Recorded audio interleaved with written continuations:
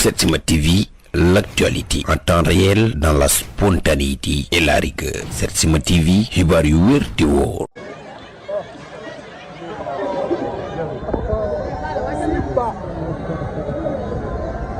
Simba.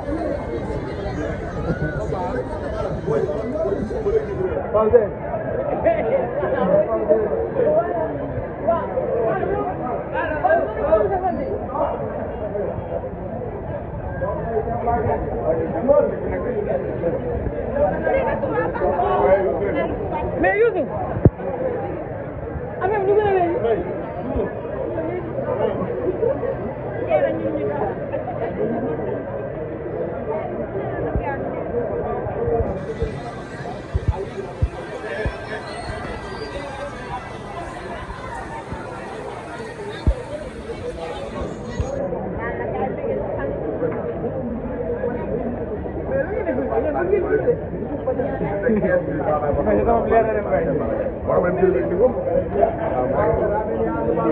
waaw mais xam nga rek sama bëgg naa forme quoi xam nga gars yi sax tamit moom la bëgg a gis xam nga da def lu leen daal daa war a jël indi la gars yi gis ko moo gën quoi à doomu toog moo tax vidéo bi ñëwoon nga annulé.